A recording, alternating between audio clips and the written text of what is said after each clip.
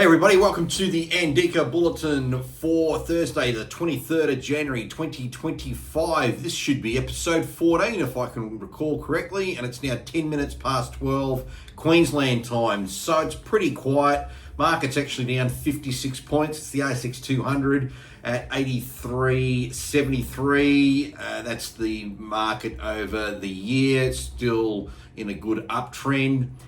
Nothing really major showing its hand today, but just looking at a few of the favourites that I've been mentioning, like Sigma Health. Again, they have their extraordinary general meeting on the 29th of January. That's for them to confirm that they're going to have the merger and create the bigger Chemist Warehouse. They're trading at $2.63. You can see it as part of the chart here that they're now trading below their 50-day average, and we're around this sort of zone here about the 260 mark where they've bounced twice, you can see, off their 50-day average. They were trading as high as over $3 back on the 9th of January, so it's probably just a bit of profit taking coming in as we're getting closer to that particular vote. VBTC, which is the Bitcoin ETF I like to look at. There is 3 of them that are listed on the ASX. This is just my personal preference, so you can choose another one if you wanted to.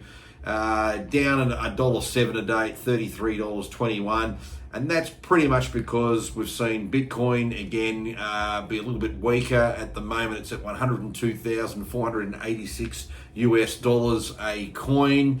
Just zeroing in, say, on the 5-minute graph, you can see it's just been in that downtrend basically from last night to where we are now.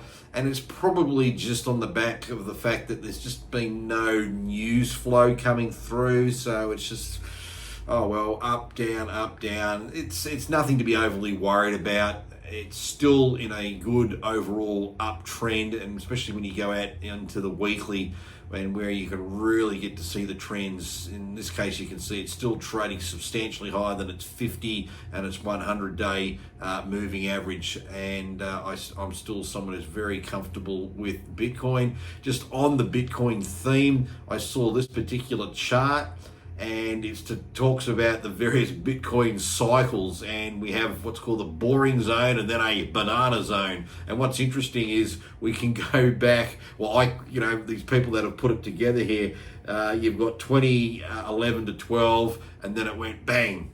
And then in 2014, 2016, boring zone, then bang.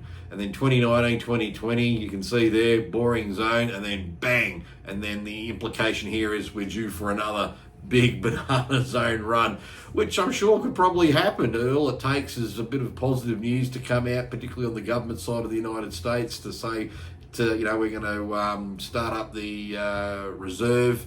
We're making changes to banking laws so banks can actually value Bitcoin on people's accounts and not consider it a liability, but actually an asset. A variety of things can come into helping that do that sort of scenario, plus any macro events that might happen as well.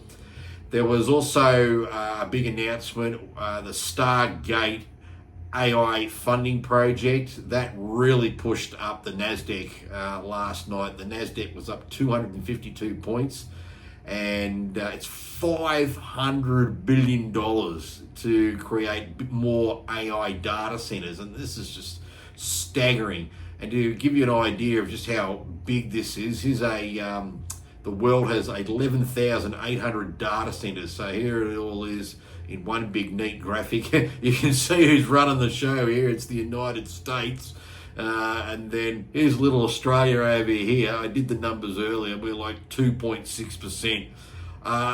If you want to play politics, so $500 billion is this commitment that's coming from Oracle and ChatGPT, and along with some Japanese intellect as well. So 500 billion.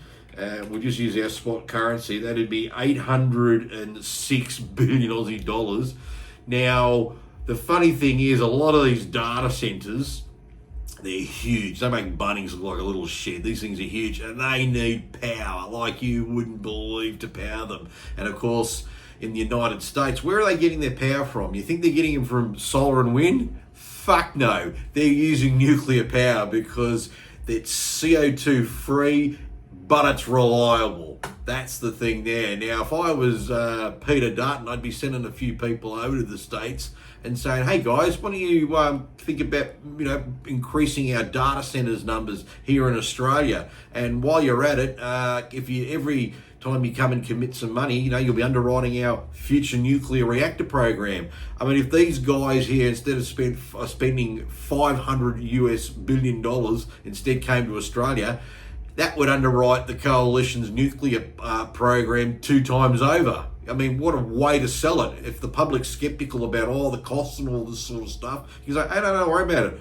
We got these guys who are going to come in, they're going to set up shop, and guess what? They're going to be right near the plants, and they're going to buy the damn power, which underwrites the building of all these nuclear power plants. Pretty easy, if you ask me. Pretty damn easy.